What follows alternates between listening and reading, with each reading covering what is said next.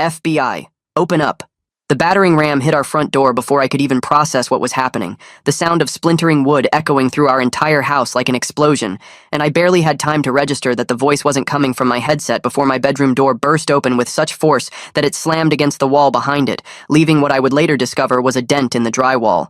6 agents in full tactical gear swarmed into my room like a military operation, their heavy boots thundering across my floor, weapons drawn and pointed directly at me. Flashlight beams cutting through the dim glow of my monitor, shouting commands so loud and overlapping that I couldn't understand what they were saying, my heart hammering so hard in my chest, I thought it might actually burst through my ribcage. One agent, a massive guy who looked like he could bench press a car, ripped my headset off my head so roughly that it pulled some of my hair with it, the foam ear cups tearing away from my ears with a painful snap.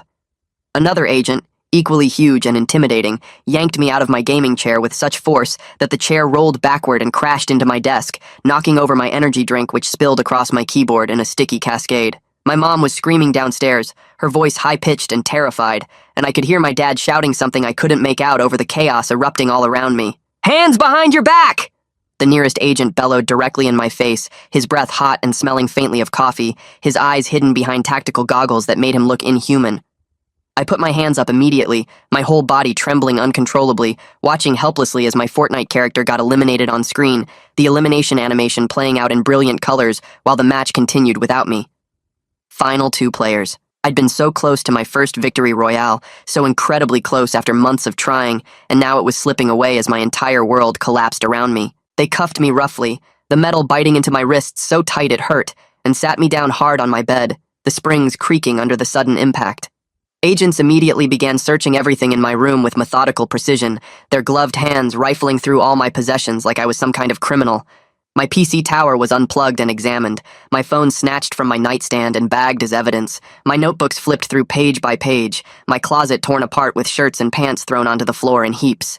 I sat there frozen, unable to move, unable to think, my mind racing with confusion and terror about what was happening and why these people were in my house, treating me like I'd done something terrible. Mom and Dad were brought upstairs a few minutes later, both of them flanked by agents, and both of them looked absolutely terrified, their faces pale and drawn, Dad's hands shaking slightly, and Mom's eyes already red and puffy from crying. The lead agent was a woman with short gray hair cut in a severe style, her face hard and expressionless, wearing a dark suit under her tactical vest that somehow made her look even more intimidating than the armed agents surrounding her. She pulled out a tablet from a case at her side and held it toward my parents with a deliberate, accusatory gesture. "Your son has been making terroristic threats," she said, her voice cold and professional, each word pronounced with perfect clarity. "We have recordings." My balls dropped to the floor, my stomach twisting into knots so tight I thought I might throw up right there on my bedroom carpet. She pressed play on the tablet, and my voice came through the speaker, clear as day, unmistakably mine. "Gonna eliminate everyone in the building. Nobody's getting out." Mom gasped audibly, her hand flying to her mouth, her eyes going wide with shock and disbelief. Dad's face went white, all the color draining from it in an instant, and he looked at me with an expression I'd never seen before, something between horror and confusion. "Wait, that's not..." I started, my voice coming out weak and shaky, but the agent cut me off with a sharp gesture, not even looking at me. She played another clip, her finger tapping the screen with cold precision. My voice again, same tone, same clarity. "Got my explosives ready," taking out at least 20 people. "We take these threats extremely seriously," the agent said, her eyes fixed on my parents while I sat there feeling like my entire life was ending. "Your son's school will be shut down tomorrow. Bomb dogs are searching the building as we speak." "I didn't threaten anyone." My voice was shaking so badly I could barely get the words out, tears already forming in my eyes, my throat tight with panic. "I was playing Fortnite." "It's a video game." "We know what Fortnite is," another agent said flatly from across the room, carefully bagging my gaming PC and wrapping the cables around it, treating it like evidence from a crime scene. "These recordings don't sound like a game to us." The lead agent played another clip, this one even worse somehow. "Running double pump and AR tomorrow. Gonna be ready." Mom started crying in earnest now, actual sobs racking her body as she covered her face with her hands, her shoulders shaking with each breath. Dad looked at me like I was a complete stranger, like he'd never seen me before in his life. His jaw clenched so tight I could see the muscles working. "Kevin, if you're planning something, you need to tell us right now," he said, his voice breaking slightly on the last word. "I'm not planning anything. It's a game," I shouted, my voice cracking with desperation. hot tears streaming down my face now as the full weight of the situation crashed down on me. Two more agents came upstairs from searching the rest of the house, their boots heavy on each step, holding printed Discord messages that had been obviously pulled from some kind of database or surveillance. They showed my parents screenshots blown up to full page size, each one highlighted with yellow marker. Hitting Pleasant at 3 p.m. tomorrow. Got my whole loadout ready for this. Taking the high ground and picking everyone off. Those are locations in the game, I shouted, my voice hoarse and desperate, straining against the cuffs that dug deeper into my wrists with each movement. Strategies we use. Pleasant Park is a location on the map. The lead agent's face didn't change even slightly, her expression remaining completely neutral and professional. We've contacted 3 of your online friends. They're being questioned right now in their respective jurisdictions. Miles, Terry, Zach, all 3 of them were sitting in interrogation rooms somewhere because of me. Probably just as scared and confused as I was. Probably thinking I'd actually done something wrong. And the guilt of that hit me like a physical blow to the chest. A younger agent, probably fresh out of the academy with his clean-cut appearance and nervous energy, spoke from the doorway where he'd been standing watch.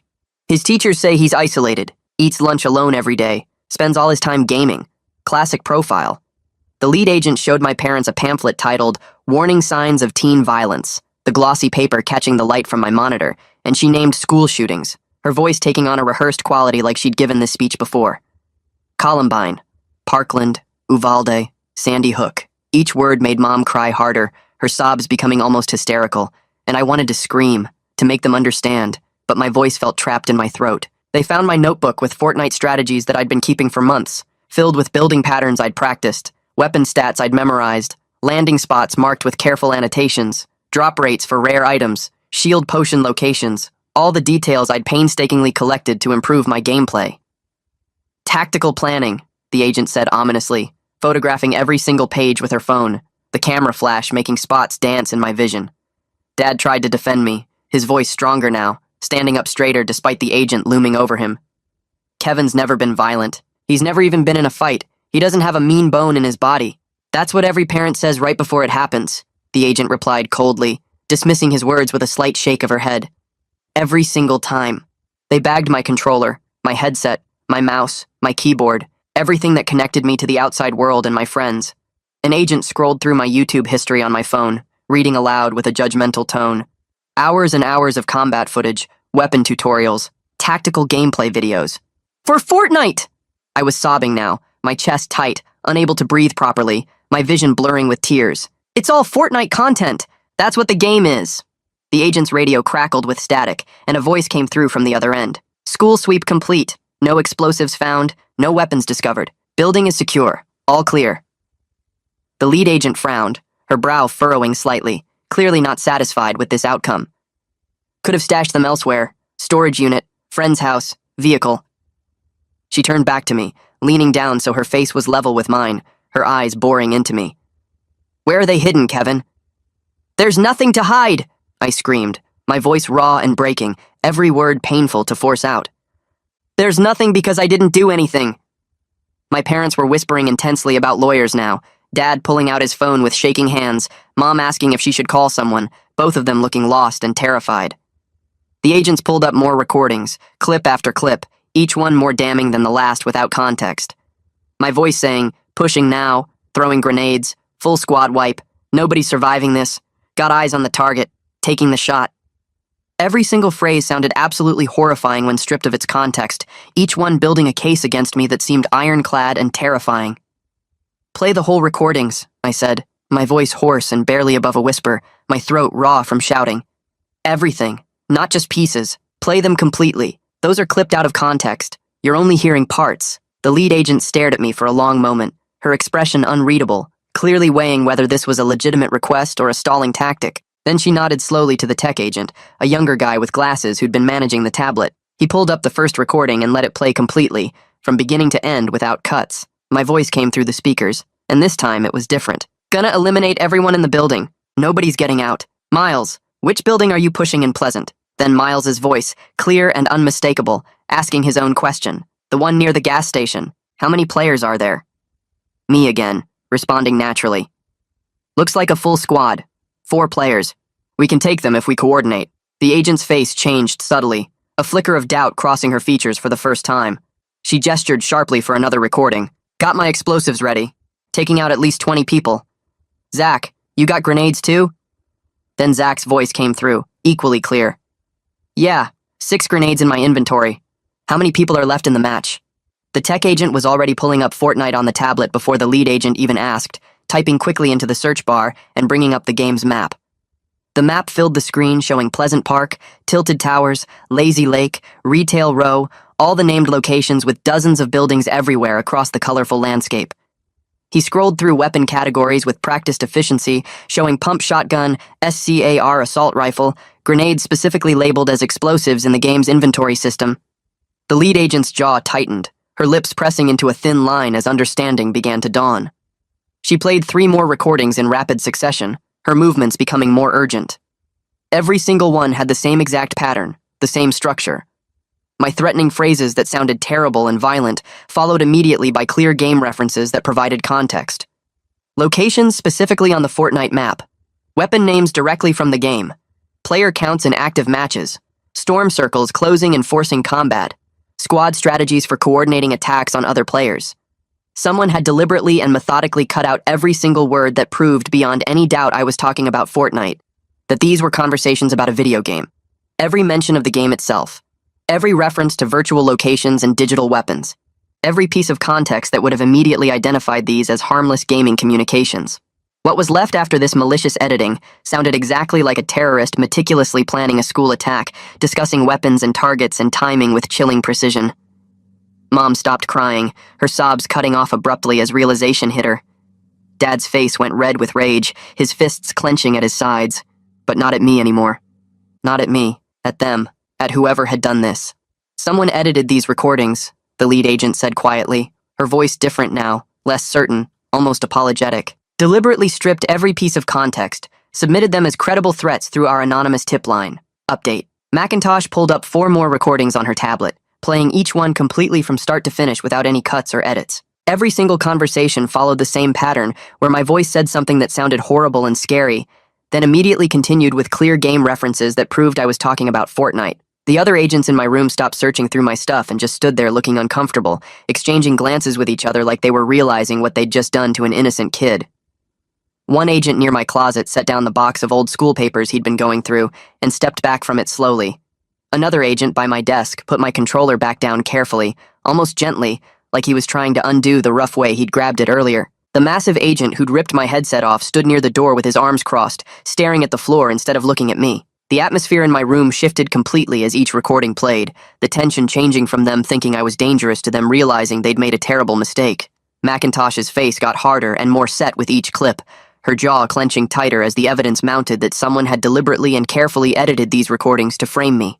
The tech agent kept scrolling through his tablet, pulling up more and more unedited audio files, and every single one showed the same malicious pattern of context being stripped away to make normal gaming conversations sound like terrorist planning. Mom's face went through so many emotions in those few minutes, from horror to confusion to understanding to absolute rage, and I watched her expression change as she finally heard what I'd actually been saying in those conversations with my friends.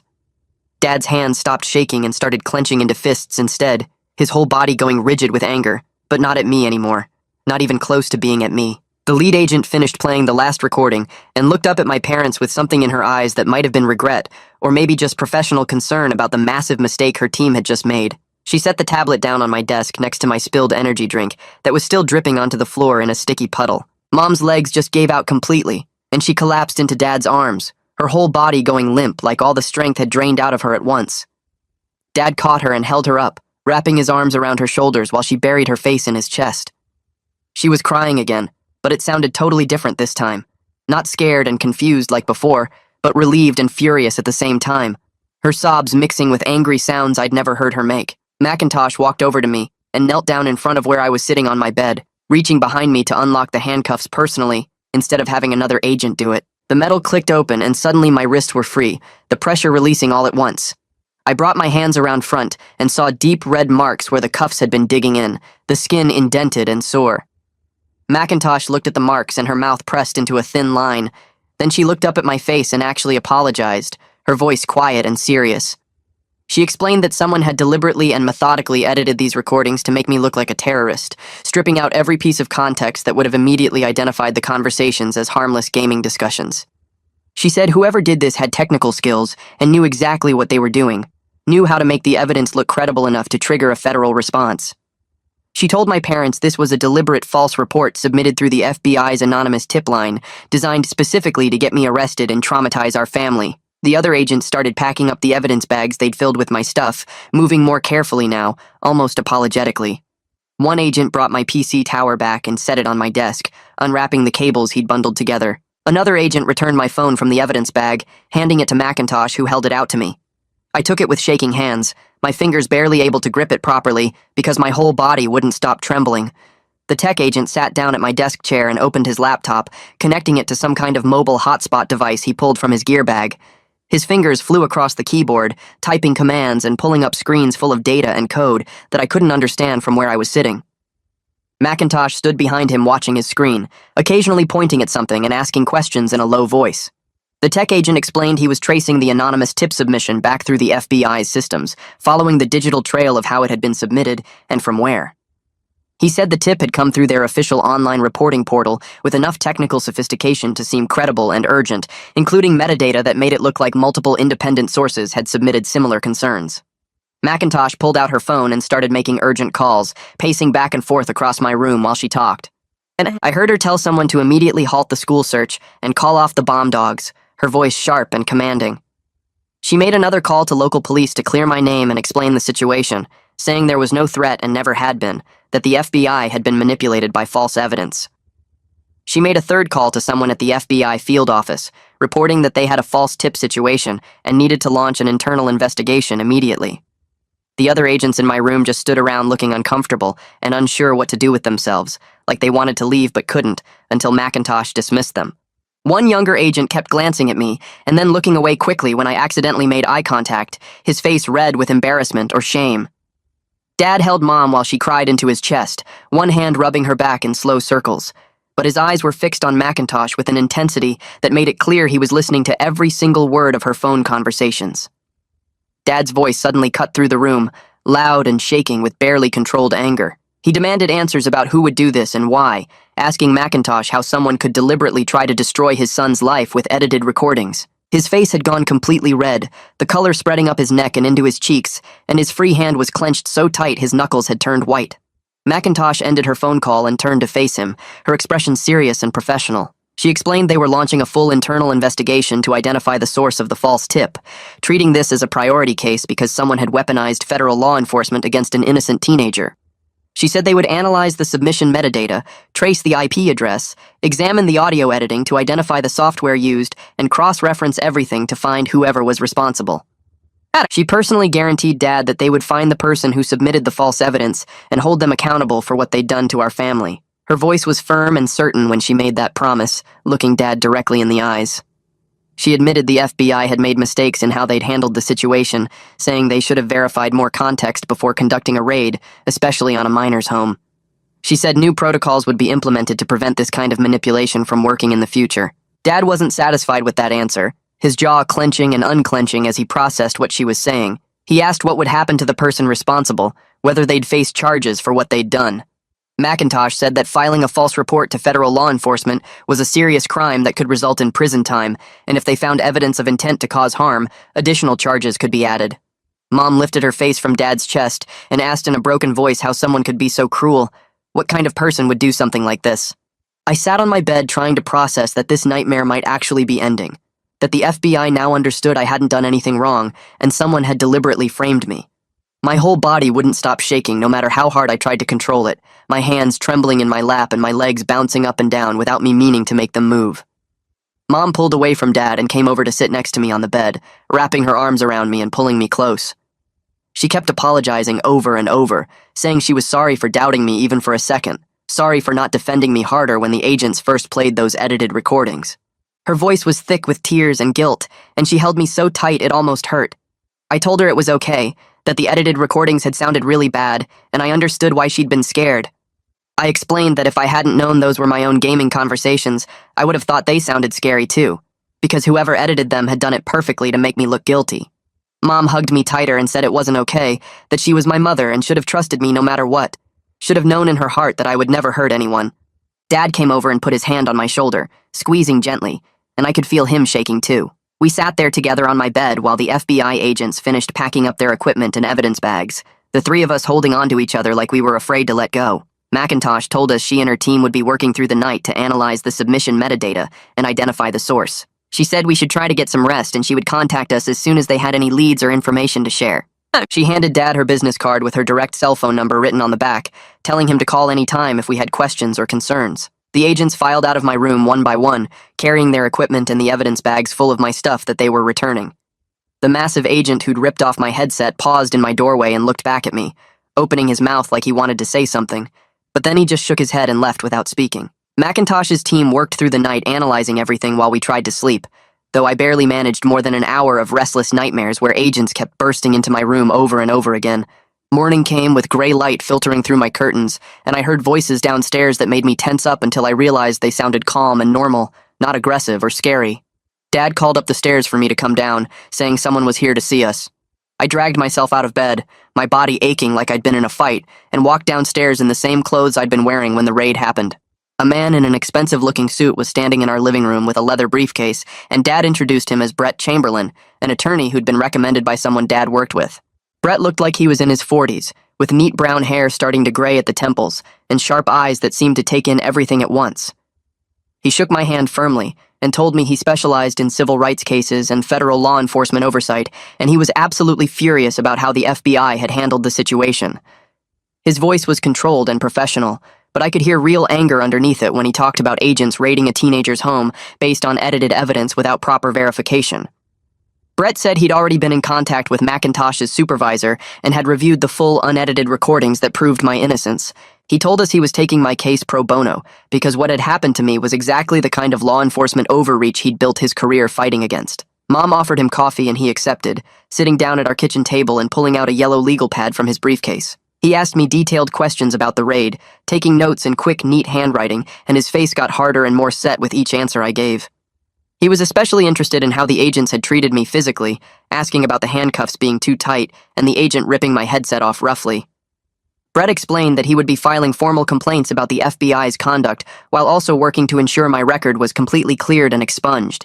Brett drove me to the FBI field office later that morning, his car a sleek black sedan that smelled like leather and coffee. He explained during the drive that giving an official statement would clear my record completely and create a permanent record of my innocence in federal databases. He said it was important to get everything documented properly, so this wouldn't follow me around for the rest of my life, affecting college applications or background checks for jobs. The FBI field office was a boring gray building downtown that looked like every other government building, with security checkpoints and metal detectors at the entrance.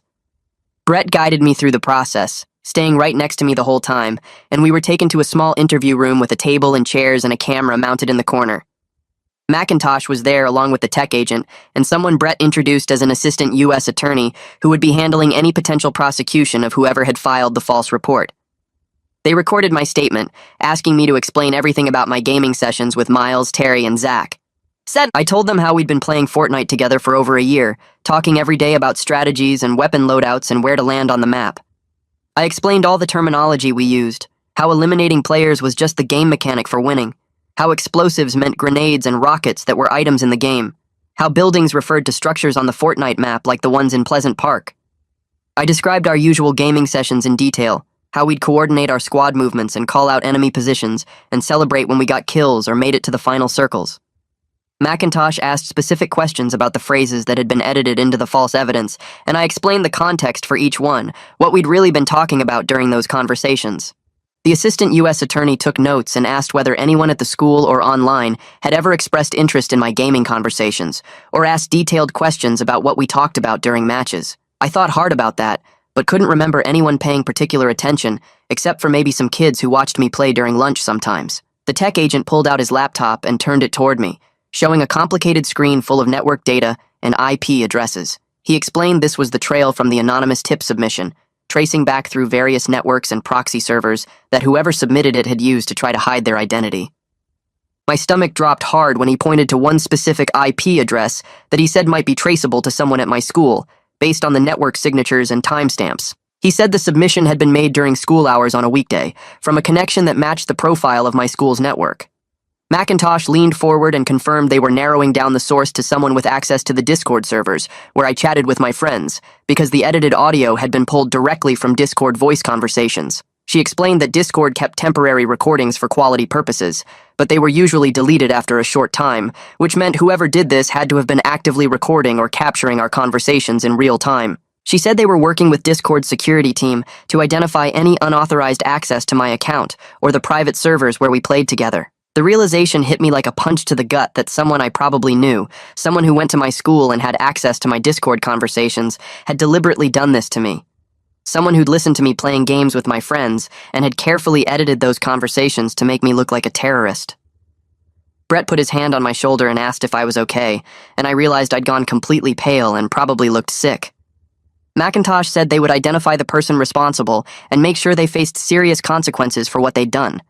The assistant U.S. attorney added that filing a false report to federal law enforcement was a felony that could result in years in prison, especially given the resources that had been wasted, and the trauma that had been caused to multiple families, including mine and my friends' families. My phone rang while we were still at the FBI office, and I saw it was my school calling. Brett told me to answer it and put it on speaker so everyone could hear. Principal Connor's voice came through and he sounded apologetic but firm when he said I was suspended pending the school's own investigation into the situation. I felt my chest get tight, and my voice came out angry when I asked why I was suspended when the FBI had already cleared me and proven the evidence was fake. Connor explained that district policy required suspension in any case involving potential threats, regardless of whether charges were filed or evidence was credible. He said the school board had been notified, and they needed to conduct their own review before allowing me back on campus. Brett took the phone from me and identified himself as my attorney, his voice going cold and professional. He told Connor that suspending me after federal law enforcement had confirmed I was the victim of a false report was potentially discriminatory and could expose the district to serious liability. Connor backpedaled slightly, saying he understood the situation but had to follow protocol and the suspension would be brief while they reviewed everything. Brett said he would be in contact with the school board directly and expected this to be resolved quickly and appropriately. He ended the call and looked at me with frustration clear on his face. He explained that schools often overreacted in these situations because they were terrified of liability and bad publicity, but that punishing me for being the victim of a crime was completely wrong.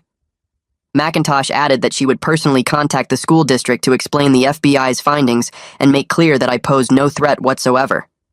I sat there feeling punished even though I hadn't done anything wrong, suspended from the school like I was dangerous, and the unfairness of it made me want to scream or cry or both. My phone buzzed with a text message while we were driving home from the FBI office, and I saw it was from Miles. My hands shook as I opened it, not sure what he would say after everything that had happened. His message said the FBI had questioned him for 3 hours at his house, asking about explosives and eliminating people and whether we were planning something real. He said he'd been terrified and confused, not understanding what was happening until the agents finally explained about the edited recordings. He asked if I was okay and said he couldn't believe someone had done this to us. I texted back immediately, my thumbs fumbling on the screen, telling him I was sorry he'd gotten dragged into this and asking if he was all right. He responded that he was messed up from the whole thing, that having FBI agents show up at his house and question him like a criminal had been one of the worst experiences of his life. He said Terry and Zach had gone through the same thing. All 3 of them questioned for hours about whether we were planning something real, whether we had access to weapons, whether we'd ever talked about hurting people at the school. Miles sent another message saying the agents had made him feel like a terrorist just for playing video games with his friends, like everything we'd said to each other had been suspicious and dangerous. He said his parents had freaked out and were talking about not letting him play online games anymore because they were scared he'd get in trouble again. I felt horrible reading his messages, guilt crushing down on my chest because my friends had been traumatized by FBI interrogations because someone had decided to frame me. Brett glanced over and asked if I was okay, and I told him about Miles and the others being questioned. Brett's jaw clenched, and he said that was exactly the kind of collateral damage these false reports caused. Innocent people getting swept up in investigations and treated like criminals because someone had manipulated law enforcement. He said we might be able to pursue legal action against whoever was responsible, not just for what they'd done to me, but for what they'd done to my friends as well. Back home that night, I sat on my bed staring at my phone for 20 minutes before finally opening Discord and calling Miles directly, instead of just texting. He answered on the second ring, and his voice sounded rough like he'd been crying, or maybe just hadn't slept much. We talked for almost 2 hours straight, and I lost track of time completely while we went through everything that had happened to both of us. Miles described the FBI agents showing up at his house around the same time they'd raided mine, how his mom had screamed. When she saw them at the door, how they'd separated him from his parents and questioned him in their dining room for 3 solid hours. He said they kept asking about explosives and eliminating people, and whether we'd ever talked about attacking the school for real, and he'd been so confused and scared because he had no idea what they were talking about at first. The agents showed him the same edited recordings they'd played for my parents, and Miles admitted he'd felt actual fear in that moment, wondering if I'd somehow been planning something terrible without telling him. His voice broke when he told me that part, and I heard him crying on the other end of the call. I started crying too because knowing my best friend had been scared of me, even for just a few minutes, felt worse than anything the FBI had done to me personally. Miles kept saying he was sorry for doubting me even briefly, and I kept telling him it wasn't his fault, because the edited recordings had been designed to make me look guilty. We talked about Terry and Zach going through the same thing in their own cities, all 4 of us traumatized by federal agents treating us like terrorists over Fortnite conversations. Miles said his parents were talking about making him quit gaming completely because they were terrified of getting in trouble again, and I could hear the panic in his voice when he described possibly losing the one thing he loved doing. I promised him we'd figure something out, and that whoever had done this to us would face consequences, though I had no idea if that was true. Brett showed up at our house the next morning with his leather briefcase and a tired but satisfied expression on his face. He sat down at our kitchen table with Mom and Dad and me, pulling out official-looking documents with government seals and stamps all over them. Brett explained that all federal charges against me had been formally dropped and my record would be completely expunged, meaning legally this whole nightmare would be erased like it never happened. Dad asked what that meant practically, and Brett said background checks for jobs or college applications would show nothing, no arrests or investigations or anything that could hurt my future. Mom started crying again, but this time it sounded like relief instead of fear or anger. Brett's expression got more serious, though, when he warned us that the legal victory might not fix the social damage that had already been done. He said news of the FBI raid had spread through my school like wildfire over the past few days. Parents talking to other parents, students gossiping and spreading rumors, everyone assuming where there's smoke, there's fire. Brett pulled up his phone and showed us screenshots from the local community Facebook group where parents were discussing whether I should be allowed back at the school, some of them convinced I was still dangerous despite the FBI clearing me. One parent had written a long post about how troubled teens often show warning signs that were ignored until it's too late, and dozens of people had agreed with her in the comments. Another parent shared an article about school safety and tagged Principal Connor asking what security measures were in place to protect students from threats. My stomach twisted reading those posts because these people were talking about me like I was a monster, like I'd actually done something wrong instead of being the victim of someone's sick plan to destroy my life. 3 days later, Agent McIntosh called our house phone, and Dad put it on speaker, so we could all hear. Her voice sounded different from it had during the raid, less cold and more almost excited in a professional way. She told us they'd identified the person who had submitted the anonymous tip with the edited recordings. My whole body went tense waiting to hear who it was.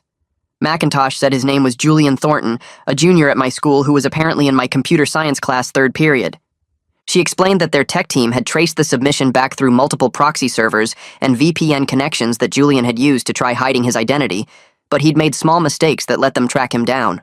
The metadata from the audio files showed they'd been edited using professional software that matched a license registered to Julian's name, and Discord's security team had confirmed unauthorized recording of our private voice channels from an account linked to his IP address. McIntosh said Julian had technical skills way beyond what most high school students possessed, which had made his false evidence seem more credible initially. She told us the FBI was preparing to arrest him and asked if I remembered him from the school. I sat there trying to picture Julian Thornton and could barely come up with an image of him in my mind. The name sounded familiar in that vague way where you know you've heard it before, but can't attach a face or personality to it. I told McIntosh and my parents that I thought Julian sat near the back of computer science class, maybe 2 rows behind me, but I couldn't remember ever having a real conversation with him. Dad's voice got sharp and angry when he asked why someone I barely knew would try to destroy my life like this. What possible reason Julian could have for doing something so evil and calculated. McIntosh said they were still investigating his motives, but preliminary interviews with other students suggested Julian had been watching me during lunch periods, specifically when I played Fortnite in the library. She explained that several students reported seeing Julian sitting nearby with headphones on, possibly recording our voice chat without anyone noticing. One student told the FBI that Julian had seemed obsessed with gaming, but didn't have friends to play with, and he'd sometimes make comments about how unfair it was that some people had squads while others played alone. McIntosh's voice got quieter when she said they were building a psychological profile suggesting jealousy and social isolation as potential motivators, But they needed more time to understand exactly why Julian had chosen to weaponize federal law enforcement against me specifically. The FBI arrested Julian at the school the next day during fourth period, and I was there in the building when it happened, because my suspension had technically ended, even though I hadn't worked up the courage to actually attend classes yet. I'd come in just to meet with Principal Connor about my return, and was walking past the main office when I saw agents in suits and tactical gear moving quickly down the hallway toward the computer lab. Students pressed against classroom windows and doorways trying to see what was happening, phones out recording everything. I followed at a distance and watched through the computer lab window as agents surrounded Julian's desk and told him to stand up. Julian looked so small and scared when they pulled his hands behind his back and put handcuffs on him, his face going white and his whole body starting to shake exactly like mine had done. Other students in the lab backed away from him quickly like he was dangerous, their expressions showing shock and fear and confusion. I felt this weird mix of emotions watching another teenager get handcuffed and arrested, because part of me felt relieved that the person who'd done this was finally facing consequences, but another part of me felt almost sick seeing someone else experience what I'd gone through. Julian's eyes met mine through the window for just a second before the agents walked him out, and the look on his face was pure terror that I recognized completely from my own experience. Students in the hallway whispered and pointed as agents led Julian past them toward the front entrance, and I heard someone say he must have been planning something terrible. The irony of that hit me hard because now Julian was the one being treated like a terrorist. While I stood there watching, and even though he deserved to be arrested for what he'd done, watching it happen made my chest feel tight and my hands start shaking with remembered trauma. Brett arranged a meeting with Principal Connor and 3 school board members for the following Monday, and I sat in a conference room feeling like I was on trial all over again. Principal Connor kept his hands folded on the table and spoke in this careful, measured way like he was reading from a script about liability and community concerns. One board member, a woman with glasses and a tight bun, asked Brett multiple questions about whether the FBI's investigation was completely finished and if there was any possibility of additional evidence emerging. Brett's voice got hard when he responded that I had been fully cleared and was the victim of a crime, not a perpetrator, and continuing to treat me with suspicion was potentially discriminatory. Another board member brought up parent complaints and community reaction, saying several families had expressed concerns about my return to campus.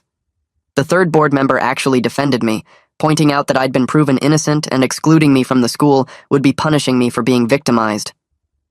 Principal Connor suggested a gradual return with restrictions like checking in with the office between classes and eating lunch in a supervised area, and I felt my face get hot with anger because they were still treating me like I was dangerous, even after everything the FBI had proven. Brett shut that down immediately, saying any special restrictions on my movements would single me out and perpetuate the false narrative that I posed a threat. The meeting went back and forth for over an hour, while I sat there feeling like my life was decided by people who didn't really care about me, just about protecting the school from lawsuits and bad publicity. The school assigned a counselor named Daniela Khoury to my case, and she introduced herself right after the board meeting ended. Daniela looked younger than I expected, maybe late 20s, with dark curly hair and kind eyes that actually seemed to see me as a person instead of a problem to manage. She asked if we could talk privately in her office, and I followed her down the hallway past students who stared at me like I was some kind of exhibit. Daniela's office was small but comfortable with soft chairs and posters about mental health and kindness on the walls. She sat across from me and asked me to explain gaming culture and what Fortnite meant to me, and for the first time since the raid, someone actually listened without judgment or suspicion. I told her about playing with Miles and Terry and Zach, about how we'd built friendships through the game even though we lived in different cities, about how the terminology we used was just normal gaming language that meant nothing threatening in context. Daniela nodded and took notes and asked smart questions that showed she was really trying to understand instead of just going through the motions. She admitted the school had completely misunderstood the situation and had reacted based on fear rather than facts. Daniela said she wanted to help me transition back to normal school life and would be available anytime I needed to talk or just needed a safe space. She also said she'd be working with teachers to educate them about gaming culture so they'd understand that phrases like eliminating players or pushing buildings weren't violent threats. Having someone at the school actually on my side made me feel slightly less alone, though I knew going back to classes would still be terrible regardless of how supportive Daniela was. I returned to the school 2 weeks after the raid, and it was even worse than I'd imagined it would be. Students stared at me in hallways like I was an alien or a celebrity or both, their conversations stopping when I walked past and then starting up again in whispers once I was a few steps away. Some kids actively avoided me, crossing to the other side of the hall or ducking into bathrooms when they saw me coming. Others stared with open hostility or fear in their eyes, like they thought I might snap at any moment. First period history class was torture because I could feel everyone's eyes on the back of my head the entire time, and when the teacher called on me to answer a question about the Cold War, my voice came out shaky and quiet. At lunch, I headed for my usual spot in the library, but found a group of students already sitting there, and when they saw me, they grabbed their stuff and left quickly without saying anything. Teachers treated me differently too, speaking to me in these careful, gentle voices like I was fragile or dangerous, neither of which felt right. My computer science teacher, Mr. Rodriguez, pulled me aside after class to say he was glad I was back and that he never believed the rumors, but even his kindness felt awkward and heavy. Several parents had apparently complained to Principal Connor about me being allowed back on campus, and I heard through the gossip chain that some families had even threatened to transfer their kids to other schools if the district didn't take action. The weight of everyone's judgment and fear pressed down on me all day until I felt like I couldn't breathe properly. Someone spray-painted the word terrorist across my locker in bright red letters sometime between second and third period, and I stood there staring at it, feeling numb and angry and humiliated all at once. Other students gathered around taking pictures with their phones, and I heard someone laugh before their friend shushed them. Principal Connor appeared within minutes, his face tight with anger, and he immediately called maintenance to clean it while telling students to delete any photos and get to class. He pulled me into his office and promised they'd review security footage to identify who'd done it, and that student would face serious consequences. I barely heard him because I was too focused on the fact that someone hated me enough to vandalize my locker with a slur that wasn't even accurate, that labeled me as the very thing I'd been falsely accused of being. Principal Connor suggested I eat lunch in Daniela's office for the rest of the week until things calmed down, and I agreed immediately because the thought of sitting in the cafeteria with hundreds of students staring at me felt impossible to handle. Daniela's office became my refuge during lunch periods, a small safe space where I could eat my sandwich in peace without feeling exposed and vulnerable. She never made me talk if I didn't want to, but was always there if I needed to process what was happening, and having that one place where I felt protected made the rest of the school day slightly more bearable. Terry and Zach finally reached out through Discord that evening, and seeing their names pop up in my notifications made me feel both relieved and anxious. We started a group call, and for the first few minutes nobody really knew what to say, the silence stretching out awkwardly between us. Terry broke it by asking how I was holding up, and his voice sounded strained, like he was forcing himself to act normal. I told them about returning to the school and the spray-painted locker and eating lunch alone in the counselor's office. Zach said his parents had made him delete Discord for 2 weeks after the FBI questioning, and he'd only just gotten it back.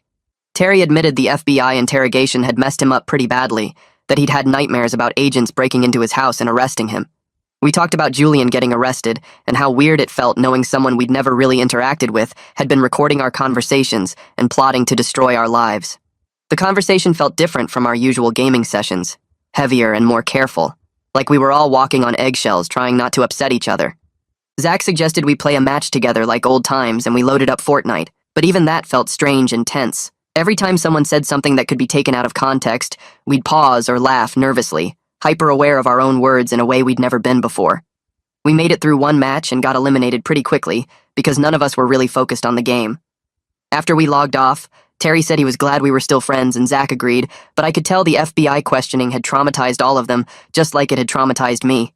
And our friendship would probably never feel quite the same as it had before someone had weaponized our gaming conversations against us. 2 days later, Brett called our house and asked to meet with me and my parents about developments in the case.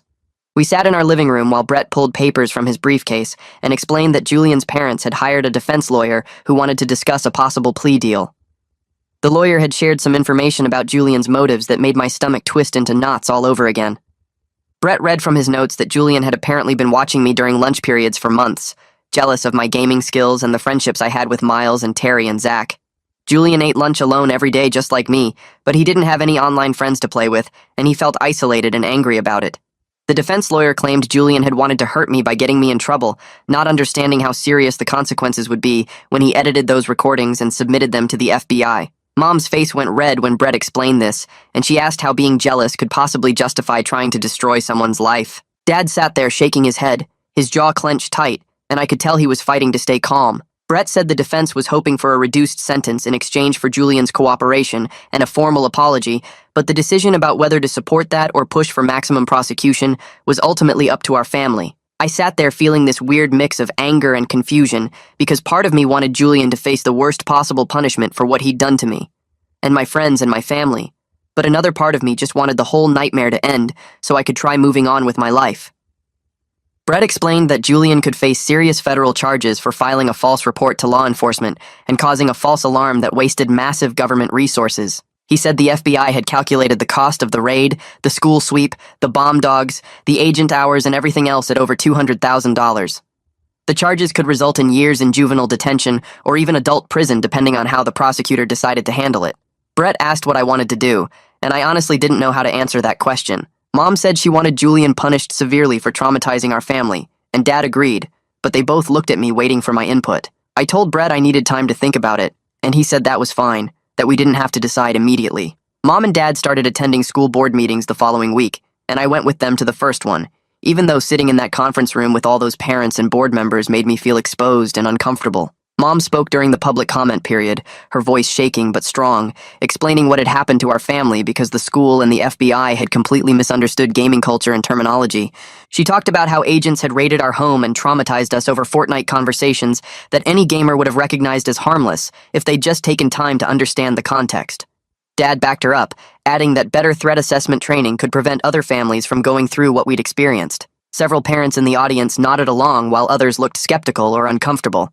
One board member asked what specific changes they were proposing, and Mom had come prepared with a whole list of recommendations, including training staff to recognize gaming terminology, consulting with experts before assuming threats, and implementing verification steps before contacting law enforcement. The board promised to review the suggestions, and Mom said she'd be back at every meeting until they took action. I felt proud of my parents for channeling their anger into something productive, instead of just staying bitter and scared like I still felt most of the time. Macintosh showed up at our house 3 weeks after the raid, and when I saw her standing on our front porch in regular clothes instead of tactical gear, I felt my chest get tight and my hands start shaking.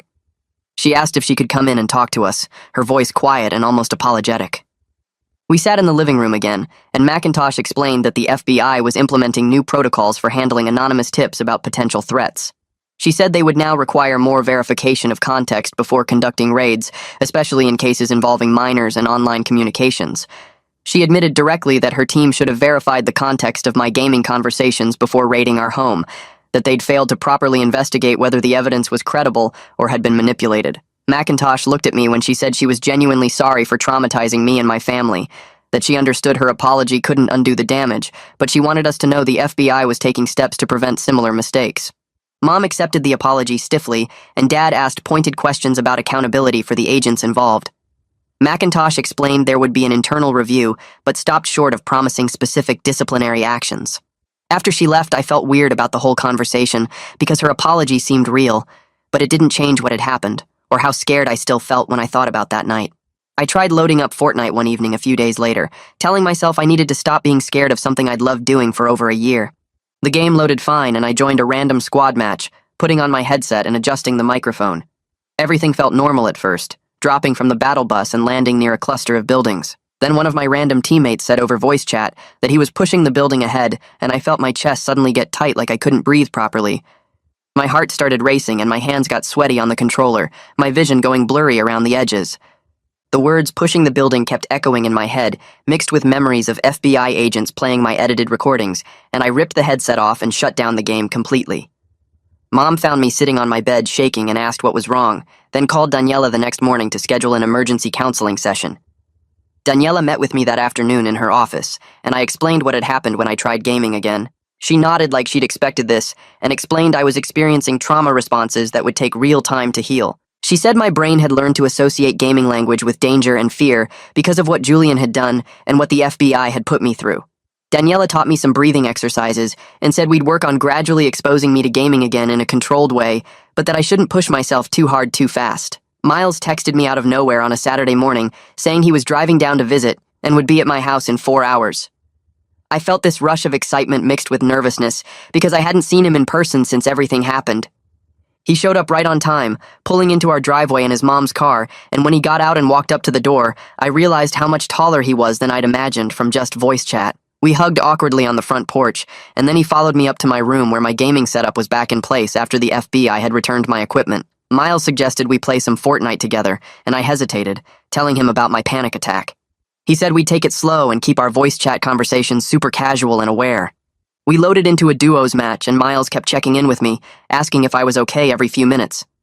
Having him there physically in my room instead of just a voice in my headset helped way more than I expected. We played 3 matches, and in the second one we actually made it to the final circle. Just us against one other duo. My heart was pounding, but it was the good kind of adrenaline from the game itself instead of trauma fear. We got second place when the other team built faster than us in the final fight, but Miles was whooping and celebrating like we'd won, and his enthusiasm made me smile for the first time in weeks. Julian's court date arrived 6 weeks after his arrest, and Brett drove us to the juvenile courthouse downtown. We sat in a small courtroom with wooden benches and fluorescent lights, while Julian stood before the judge with his parents and his defense lawyer flanking him. The judge reviewed the charges, and Julian's lawyer entered a guilty plea to filing a false report and causing a false alarm. The prosecutor outlined the costs and consequences of Julian's actions, reading numbers and facts that made everything feel surreal and heavy. Julian's lawyer stood up and read a prepared statement, where Julian apologized to me and my family for the pain and trauma he'd caused. The lawyer's voice was professional and measured as he read Julian's words about being jealous and isolated and making a terrible choice that he deeply regretted. I sat there listening and watching Julian's face, which looked pale and scared and genuinely sorry, at least from what I could tell. The judge accepted the guilty plea and sentenced Julian to 2 years of probation, 200 hours of community service, mandatory counseling, and restitution for the FBI's costs. Julian would also have a permanent record that could affect his future, even though he was a juvenile. Brett leaned over and quietly told me this was actually a fairly serious sentence for a minor. Julian glanced back at me as the bailiff let him out, and our eyes met for just a second before he looked away. The local news ran a story about the case 2 days after Julian's sentencing, and suddenly my phone was blowing up with notifications. Reporters from 3 different stations called our house asking for interviews, and a newspaper journalist showed up at our door. Brett advised against talking to media, but I told him I wanted to do one interview to explain what had really happened, to make sure people understood how gaming language had been twisted and misunderstood. We chose a local reporter who seemed genuinely interested in the gaming culture angle, rather than just sensationalizing the FBI raid. She came to our house with a cameraman and interviewed me in our living room, asking thoughtful questions about Fortnite terminology and how gaming conversations could sound scary when taken out of context. I explained about Pleasant Park and eliminating players and throwing grenades being normal game mechanics that millions of people talked about every day while playing. The reporter asked how I felt about Julian's sentence, and I said I was glad he'd face consequences, but mostly I just wanted to move forward and get back to gaming without fear. The interview aired that evening, and Brett called afterward to say I'd done really well explaining the situation clearly.